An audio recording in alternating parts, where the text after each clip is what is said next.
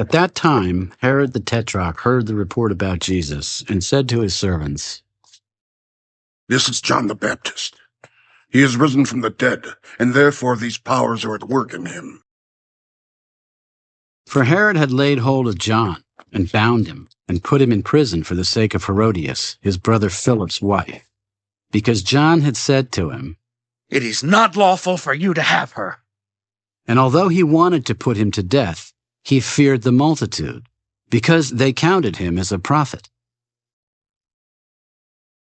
But when Herod's birthday was celebrated, the daughter of Herodias danced before them and pleased Herod.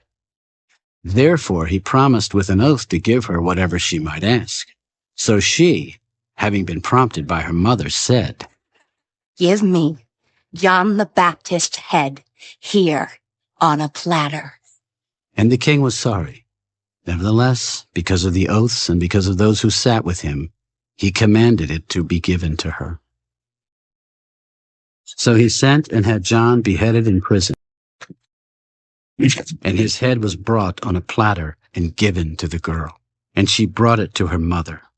Then his disciples came and took away the body and buried it, and went and told Jesus. When Jesus heard it, he departed from there by boat to a deserted place by himself. But when the multitudes heard it, they followed him on foot from the cities. And when Jesus went out, he saw a great multitude, and he was moved with compassion for them, and healed their sick. When it was evening, his disciples came to him. "This is a deserted place, and the hour is already late. Send the multitudes away, that they may go into the villages and buy themselves food." They do not need to go away. You give them something to eat. We have here only 5 loaves and 2 fish. Bring them here to me. Then he commanded the multitudes to sit down on the grass.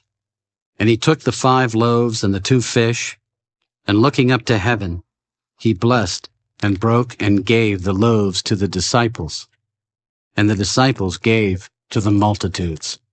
So they all ate and were filled, and they took up 12 baskets full of the fragments that remained. Now those who had eaten were about 5,000 men, besides women and children. Immediately Jesus made his disciples get into the boat and go before him to the other side, while he sent the multitudes away. And when he had sent the multitudes away, he went up on the mountain by himself to pray. Now when evening came, he was alone there. But the boat was now in the middle of the sea, tossed by the waves, for the wind was contrary. Now in the 4th watch of the night, Jesus went to them, walking on the sea. And when the disciples saw him walking on the sea, they were troubled. "Oh, it is a ghost!" They cried out for fear, but immediately Jesus spoke to them. "Be of good cheer! It is I! Do not be afraid!" And Peter answered, "Lord, if it is you, command me to come to you on the water." "Come!"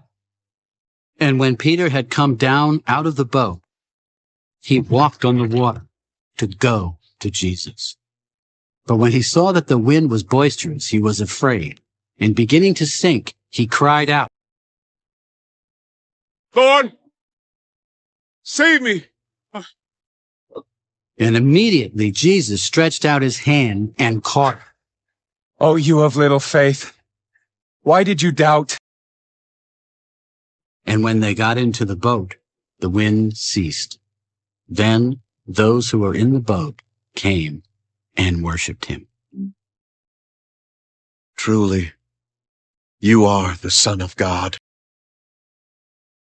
When they had crossed over, they came to the land of Gennesaret.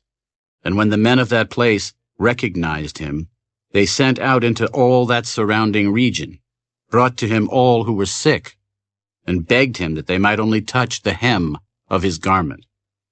And as many as touched it were made perfectly well.